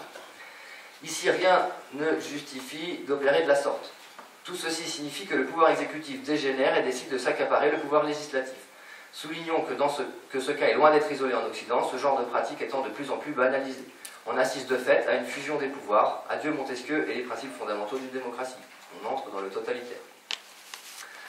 Ensuite, une ère de coopération transatlantique en matière de liberté, de sécurité et de justice. Là, je vais reprendre des extraits d'un article de Jean-Claude Paille. Parallèlement aux négociations sur l'existence d'un grand marché, des discussions discrètes se sont développées afin de créer un espace commun de contrôle des populations. Un rapport secret conçu par des experts de 6 États membres a établi un projet de création d'une ère de coopération transatlantique en matière de liberté, de sécurité et de justice d'ici 2014. Il s'agit de réorganiser les affaires intérieures et la justice des États membres, en rapport avec les relations extérieures de l'Union européenne, c'est-à-dire essentiellement en fonction des relations avec les États-Unis. Plus encore que le transfert des données personnelles et la collaboration des services de police, processus déjà largement réalisé, l'enjeu de la création d'un tel espace consiste dans la possibilité à terme de la remise des ressortissants de l'Union aux autorités états-uniennes. Rappelons que le mandat d'arrêt européen, qui résulte de la création d'un espace de liberté, de sécurité et de justice entre les États membres, supprime toutes les garanties qu'offrait la procédure d'extradition. Le mandat d'arrêt repose sur le principe de reconnaissance mutuelle.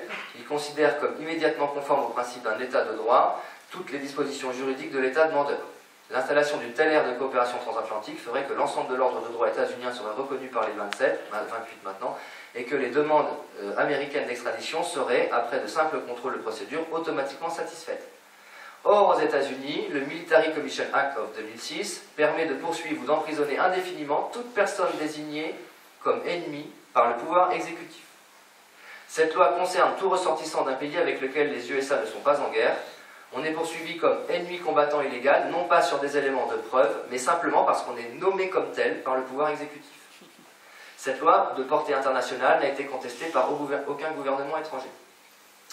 Pour info, les accords d'extradition ont été signés en 2003 entre les US et l'Union européenne dans le cadre du Commission Military Act. Texte d'ailleurs dont une partie est restée secret, une dizaine d'années, dont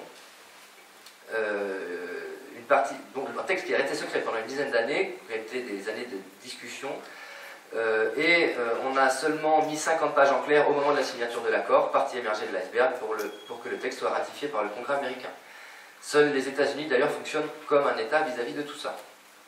Maintenant sur les aspects sécuritaires. Pour l'aspect sécuritaire, les négociations en matière de coopération policière furent continues même pendant l'interruption du projet de grand marché transatlantique entre les années 90, fin des années 90 et le début des années 2000. Un élément important de cet espace de liberté, de sécurité et de justice, le transfert général des données personnelles est en train d'aboutir. Un rapport interne écrit conjointement par des négociateurs appartenant au ministère de la Justice et au département de la sécurité de la partie côté américain, et par le COREPER, un groupe de représentants permanents en ce qui concerne l'Union européenne, donc annonce un accord en ce sens pour 2009. Oui, alors l'article était de 2009. Là, j'avoue que je n'ai pas été creusé plus ce que c'était devenu. Il s'agit de favoriser la remise de données d'ordre administratif et judiciaire, mais aussi relatives à la défense du territoire. Les négociateurs se sont mis d'accord sur 12 points principaux.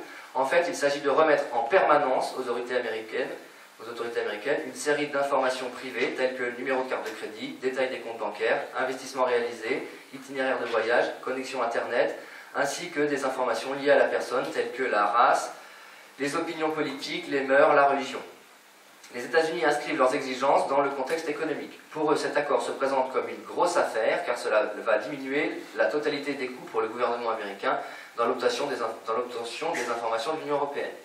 L'enjeu n'est pas de pouvoir transmettre ces données aux autorités américaines, ce qui est déjà largement réalisé, on pourra parler de SWIFT si vous voulez pendant le débat, mais de pouvoir légalement les remettre au secteur privé s'il s'agit de supprimer tout obstacle légal à la diffusion des informations et de garantir des coûts les plus bas possibles. Il faut avant tout assurer la rentabilité du marché. Données personnelles, vers une fin de la vie privée, on peut se poser la question. On a déjà relevé précédemment que le CETA, l'accord UE-Canada, reprenait ACTA, et c'est très probablement le cas pour le GMT. Pour ce qui est d'avoir les IP des internautes, ils les ont déjà. Pour ce qui est de construire des profils automatisés recoupant toutes les données accessibles par informatique de réseau, c'est déjà opérationnel depuis un moment et ça ne cesse de s'optimiser. Là, il s'agira encore juste d'une légitimation. En outre, on va franchir une étape, c'est celle des faux semblants. Le droit des données personnelles en France est censé être protégé par la CNIL, la Commission nationale de l'informatique et des libertés. Elle a le statut d'une AAI, Autorité administrative indépendante. Elle est dite indépendante parce que ce n'est pas une administration de l'État, même s'il la subventionne. Si le droit des données personnelles est assez protégé en France, il l'est beaucoup moins en revanche aux États-Unis. Imaginons qu'une firme américaine fait du courtage ou de la vente de données personnelles et qui, par exemple, avec l'accord de Facebook, vend ce que vous mettez sur vos profils. Si elle considère que la CNIL la gêne, elle pourra faire condamner l'État français et vos données personnelles deviendront légalement des biens d'échange, je cite, dénués de points de frottement, comme on dit en Neuplan. À terme, cela signifie que nos données numériques ne seront plus du tout protégées, même si cette protection était une posture de façade, et que nous n'aurons plus les droits effectifs de consultation et de rectification, les entreprises en feront ce qu'au bon leur semble. Il est évident que les banques et les assurances attendent impatiemment le feu vert pour légalement utiliser nos données personnelles, pour recalculer individuellement nos cotisations d'assurance, dont bien sûr notre assurance maladie désormais aux mains des firmes, ou encore calculer le taux d'intérêt de nos futurs prêts. Soulignons enfin que ce fichage détaillé, qui va jusqu'à faire une analyse mécanisée de notre profil culturel et psychologique, et qui aurait fait rêver la Gestapo à l'époque, implique une considérable optimisation du contrôle des masses, et réduit donc drastiquement pour l'avenir notre capacité d'insurrection, qui paraît est le premier de nos devoirs d'hommes et de citoyens en cas de tyrannie avérée du pouvoir.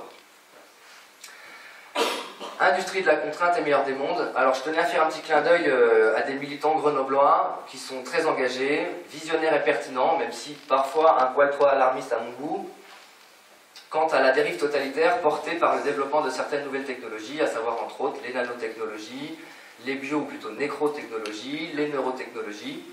Il s'agit du collectif Pièces et Main-d'œuvre, qu'on appelle généralement PMO, et de deux maisons d'édition qui leur sont particulièrement liées, les éditions L'Échappée et les éditions Le Monde à l'envers. Voilà un exemple de bouquin des éditions L'Échappée.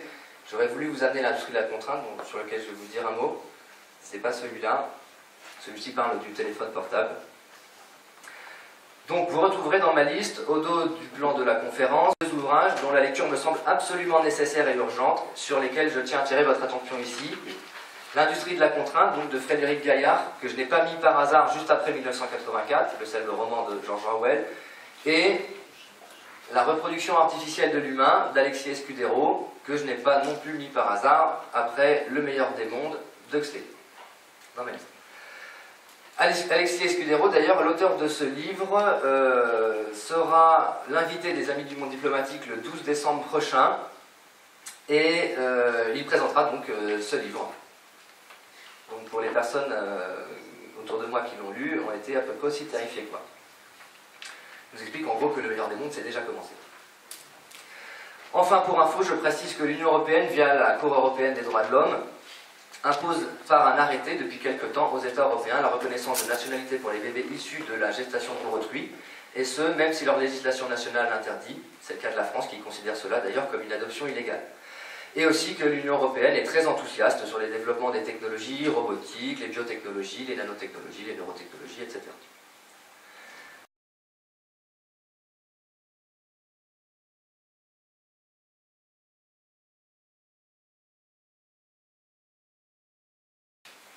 Tout cela s'impose à nous avec toujours plus d'effronterie et de pseudo-secrets assumés. On a dépassé le point où la lutte consistait à présenter des arguments rationnels pour casser certaines entreprises, comme l'AMI par exemple, en se basant sur des faits vérifiables et des documents publics officiels ou non. Nous sommes passés depuis quelque temps à un nouveau stade, où le pouvoir, déviant vers le totalitarisme, n'essaye plus de nous convaincre de la véracité de ce qu'il nous storytelle, raconte des histoires, ni de sa légitimité, ni du bien fondé de ses orientations. Tout spectateur, un tant soit peu rationnel, et pour peu qu'il se donne la peine d'investiguer un minimum, pourra très vite se faire une opinion sur le sujet concerné. Pour dire les choses clairement, en gros, les gens ne sont plus vraiment dupes. Et c'est là que c'est terrifiant. Ils font mine de l'être, pourtant en connaissance de cause. Ainsi, le pouvoir s'affirme d'une manière encore plus puissante et perverse. Les gens, par leur comportement, renoncent à la vérité et plus profondément à eux-mêmes et entrent en fusion avec ce pouvoir totalitaire pervers. Ils ne sont plus dans l'affrontement face à un pouvoir, que je dirais psychanalytiquement paternel, dont l'adolescent révolté contre l'autorité est une expression que tout le monde connaît, mais dans la fusion, qui elle renvoie à un pouvoir psychanalytiquement maternel, auquel on se soumet sous peine de se torturer soi-même en cas de non-soumission. C'est d'ailleurs suite à cette réflexion que j'ai pris l'habitude de rebaptiser Big Brother en Big Mother. On pourra revenir là-dessus aussi pendant le débat si vous voulez. Psychose de masse, société du non-affrontement donc. Premier exemple, l'Union Européenne, démocratie et droits de l'homme. Le traité de l'Union Européenne, le TUE, qui porte bien son nom, le traité de Lisbonne, dit dans son article 1 bis, l'Union est fondée sur les valeurs de respect de la dignité humaine, de liberté, de démocratie, d'égalité, de l'état de droit, ainsi que de respect des droits de l'homme. Moi j'appelle ça une sacrée blague. Pour la démocratie, je crois que c'est assez clair comme ça. Pour l'état de droit, je renvoie à la lecture de l'excellent livre de Jean-Claude Paille, intitulé « La fin de l'état de droit », que vous pourrez aussi retrouver dans ma liste. Et de sa suite, qui a une dimension un petit peu plus psychanalytique et qui justement me sert un peu de base pour cette partie, l'emprise de l'image. Pour l'égalité, on a compris qu'on pourrait repasser, et pour la dignité humaine, la liberté et les droits de l'homme, je renvoie par exemple au mandat d'arrêt européen ou à l'affaire des prisons secrètes de la CIA en Europe. Les institutions européennes ainsi que les gouvernements jouent d'ailleurs aux trois petits singes, hein, les mains pour cacher les yeux, les mains pour boucher les oreilles et pour fermer la bouche. Maintenant, Union Européenne et RDIE. J'ai envie de dire, ne nous leurrons pas. Les gouvernants de l'Union Européenne sont intimement liés aux multinationales. Je conseille au passage la lecture de l'excellent livre de Geoffrey Guens, intitulé « Tout pouvoir confondu », que vous retrouverez bien sûr dans ma liste. Et vu le peu de considération qu'ils ont pour les populations qu'ils administrent, et même si personne ne semble le dire, il me semble que les RDIE vont se régaler à attaquer une Europe psychotique qui ne se défendra pas du tout, qui ne défendra pas du tout ses États membres, qui eux-mêmes ne défendent déjà plus leurs citoyens, enfin, leurs gentils électeurs. L'Union Européenne sera heureuse de céder aux attaques des multinationales et de piller ses États membres pour les affaiblir tout en leur faisant la leçon. Elle risque fort, à mon sens, de devenir même carrément un relais, voire une antichambre des RDIE, donc les tribunaux privés d'arbitrage. L'argument qu'au contraire elle nous protégera est essentiellement pervers, je pense, puisque le Conseil de coopération réglementaire, constitué des représentants des agences de régulation États-Unis-Union européenne, supervisera toutes les normes existantes ou émergentes avant même leur soumission aux procédures réglementaires.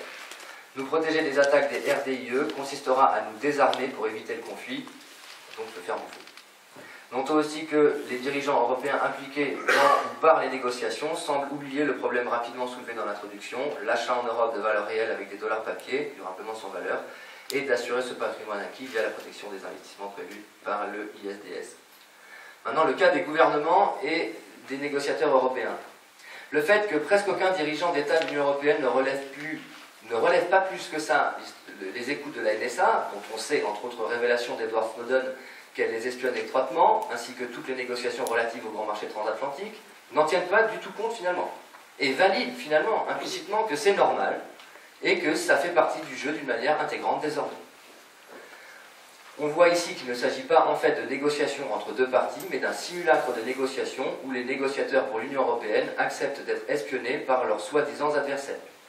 Ils ne se comportent ni plus ni moins comme des vassaux, qui acceptent de jouer un rôle auquel ils ne peuvent pas rationnellement croire. Ils acceptent ainsi de renier l'essence même de leur travail. Ils sont d'une certaine façon dans un renoncement d'eux-mêmes. Tout ça en faisant mine de rien. De Gucht, le chef des négociations pour l'Union européenne, et son speech sur la confidentialité sont complètement psychotiques, on en reparle juste après. Le cas des députés européens maintenant.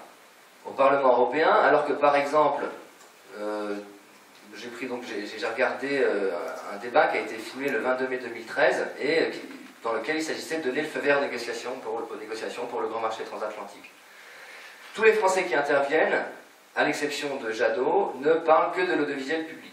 Les autres députés, tous pays d'origine confondus, tombent presque tous sur Jadot en disant qu'il dit des légendes au sujet du manque de transparence, alors qu'ils reconnaissent eux-mêmes qu'ils font un chèque en blanc à la Commission et s'auto-répètent les uns les autres qu'il faut faire confiance au commissaire de Gucht. Ils consacrent le fait que les US et l'Union européenne sont les champions de la démocratie et des droits de l'homme. Ils disent presque tous, dont la représentante du Conseil qui ouvre et ferme le débat ce jour-là sur le sujet, que c'est une chance historique qu'il faut saisir, le grand marché transatlantique, et sans la moindre hésitation. La moitié des intervenants, dont elle, expliquent que ça va amener la prospérité, l'emploi et la croissance, en se basant sur l'étude dont je parlais tout à l'heure. On comprend bien qu'au fond, ils ne doivent pas vraiment y croire eux-mêmes, tellement tout ça est décalé. Mais ils continuent à jouer leur rôle avec une certaine sincérité. On pourrait simplement les traiter de traîtres, d'escrocs, de menteurs, mais je pense que cette analyse est au moins partiellement erronée. Je pense qu'ils sont réellement sincères et qu'ils continuent à jouer leur rôle, le rôle que le système qui les domine attend d'eux. Il n'est pas sûr qu'il leur vienne franchement à l'esprit que tout ça est complètement dingue. Ils sont conditionnés par leur environnement et la perspective de continuer leur carrière. Ils sont trop conditionnés par tout ça pour s'en rendre compte. Les marchés européens, comme la défense par exemple, et je précise que cet exemple est explicitement évoqué par un député étranger pendant ce débat, donc les marchés européens ne sont pas encore intégrés, consolidés. En gros, on y va tout nu, désunis, et c'est tout sauf le cas des États-Unis. Et bien sûr, personne ensuite, suite à cette intervention, ne rebondit. Ils zappent. Ils sont dans le déni. Ils ne peuvent pas prendre en compte cette information. C'est une question de survie psychique. Karel de Gucht avoue que la confidentialité des négociations est de toute façon exigée par les États-Unis et que ce n'est pas négociable. Et puis que c'est normal, car s'adressant à des politiciens professionnels, ces derniers comprennent bien qu'on a besoin de confidentialité pour négocier au sein d'un parti ou d'une circonscription, etc. Je le cite. Et puis si vous ne me faites pas confiance, eh bien de toute façon, vous avez voulu avoir le dernier mot et vous l'aurez. Regardez par exemple ACTA, vous avez dit non et ça s'est pas fait. Ce qui, dit-il, était une erreur selon lui, le fait de rejeter ACTA. D'ailleurs, ce type négocie pour l'Europe entière. Sans compter qu'ACTA revient par la fenêtre, au moins pour l'instant par le CETA. Et puis bon, on n'a pas encore le texte du GMT, mais ce ne serait pas étonnant de l'y retrouver. Et pour info, début janvier 2012, Karel de Gucht, commissaire au commerce, donc déclarait encore qu'il n'était pas impressionné par les manifestations citoyennes anti-ACTA à travers toute l'Europe. Il explique pourquoi les pros de la politique sont si sensibles à ce qu'on touche à l'audiovisuel, c'est vital pour leur carrière, il ne faut pas que ça leur échappe de trop. Maintenant, en réfléchissant un instant, il me semble aberrant de développer une telle mise en œuvre de confidentialité dans un contexte où le camp adverse surveille tout le processus. À moins que ce ne soit les peuples qu'il faille tenir dans l'ignorance du processus. Enfin, on a une vision très faussée des députés européens, sûrement parce que chez nous, ceux qui font le plus de bruit ont des postures de rebelles au système. On entend pratiquement que ceux qui sont contre les OGM, contre les gaz de schiste, contre le grand marché transatlantique. Les autres sont très discrets et répètent tous la même chose depuis 30 ans. On va changer l'Europe pour avoir la prospérité. Le cas des députés français. La Cour de justice des communautés européennes a établi par un arrêté la primauté absolue des traités sur le droit national des États membres. Alors en France, heureusement, la Constitution reste supérieure en droit. Mais en pratique, les gouvernements successifs modifient la Constitution lors de chaque traité européen pour en éliminer le caractère anticonstitutionnel, au lieu de négocier des amendements exceptions sur les traités. Les sénateurs ont essayé de bloquer le projet du gouvernement de réformer le code civil, dont le droit des contrats, évolution du droit nécessaire pour permettre le passage du GMT, par ordonnance. Mais l'Assemblée nationale a le dernier mot et maintient sa position. Et là, je cite Jacques Sueur, le président du Sénat, dans un communiqué du Sénat du 14 mai 2014. L'Assemblée nationale a le dernier mot et maintient sa position qui revient à un autodécessissement du Parlement sur des sujets majeurs qui relèvent à l'évidence de la loi et justifient un vrai débat parlementaire.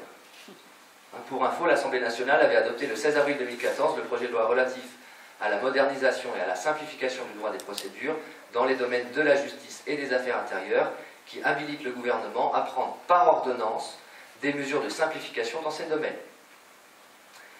D'ailleurs, c'est assez amusant parce que il il y a des gens qui ont gardé des copier-coller donc de ce document, hein, dont j'ai les références ici, mais la page internet a été supprimée du site de l'Assemblée nationale. Quand les députés interrogent le gouvernement à l'Assemblée nationale sur le grand marché transatlantique, les membres du gouvernement font mine de ne pas comprendre les questions, on leur parle d'énormes dangers, de manière très concrète, et répondent qu'ils ont donné un mandat très clair à la Commission européenne pour qu'elle négocie avec les US. Et que nombre de concessions importantes ont été obtenues, comme l'exclusion du service audiovisuel du champ des négociations. C'est sûr que c'est quand même le truc le plus important. Sur la réforme du Code civil, et notamment en droit des contrats, les députés reconnaissent en gros qu'ils n'ont ni le temps, ni la motivation de s'y attaquer, soi-disant car leur agenda est déjà plein pour les mois à venir et qu'il paraît qu'il y aurait urgence. Et ils font confiance donc au gouvernement, tout en dénonçant que la posture du Sénat, s'arc-boutant sur des vieux principes, est un frein au progrès du droit. Un frein au progrès du droit, c'est donc être contre le fait qu'il soit désormais écrit par l'exécutif, validant de fait la fusion du pouvoir législatif au sein du pouvoir exécutif.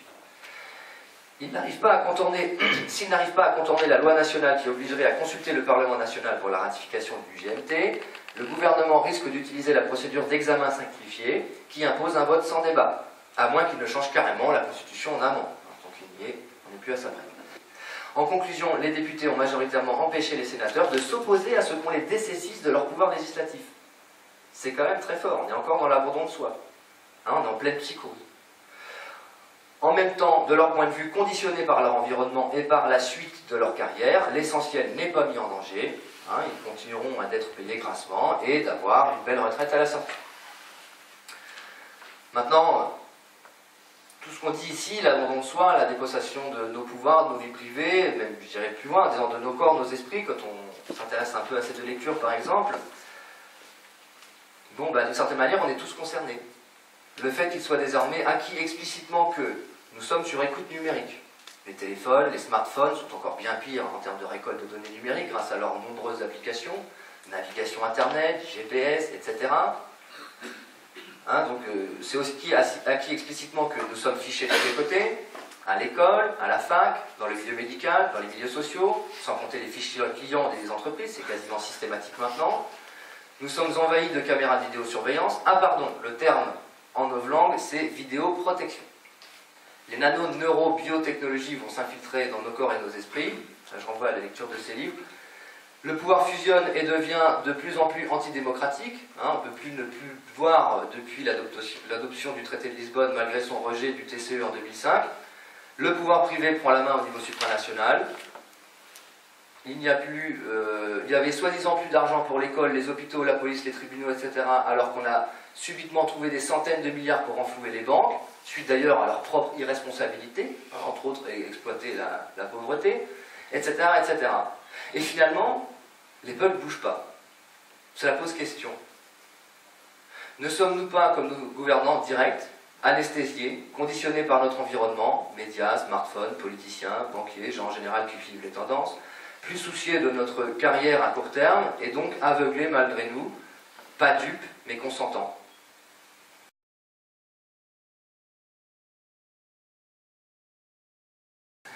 Pour la conclusion, quand j'ai un peu lu ça tout à l'heure à Tristan qui est devant moi, il a une réaction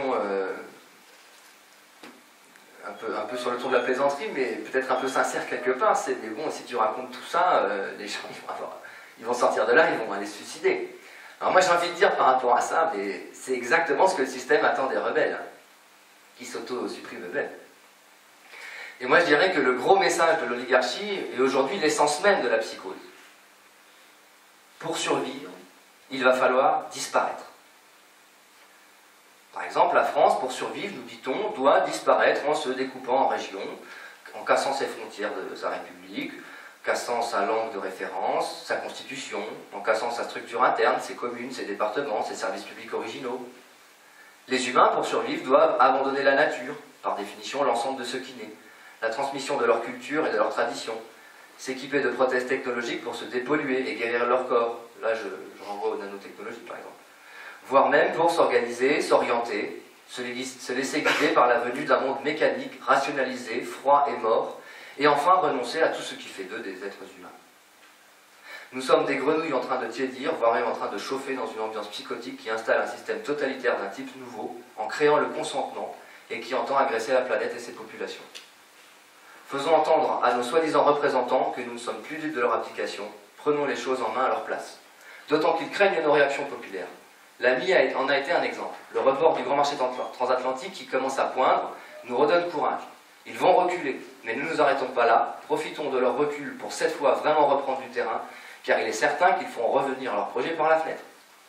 Sortons de la matrice, réveillons-nous, affirmons-nous, informons-nous les uns les autres, engageons-nous dans la guerre de l'information pertinente, réunissons-nous, discutons, colportons nos messages, lisons, instruisons-nous les uns les autres.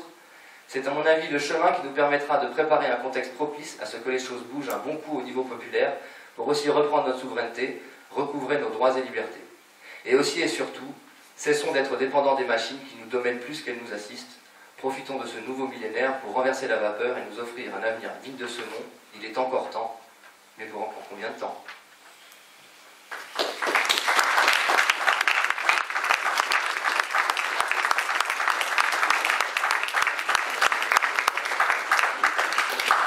Alors avant de commencer le débat, je voulais juste remercier dans l'ordre alphabétique pour leurs travaux dont je me suis inspiré pour écrire cette conférence. Je vous présente une fois de plus toutes mes excuses, je ne vous ai pas beaucoup regardé, mais je suis un peu nerveux et j'ai préféré m'en tenir à ce que j'avais rédigé à l'avance. Donc dans l'ordre alphabétique, Annie Lacroix, Benoît Bréville, Bruno Poncelet, Eberhard Hammer, François Asselineau, Heinrich Vollmeyer, Jean-Claude Paille, Lior Chamelin et son ami Samy, Magali Pernin, Martin Pigeon, Martine Bullard et Pierre Hillard.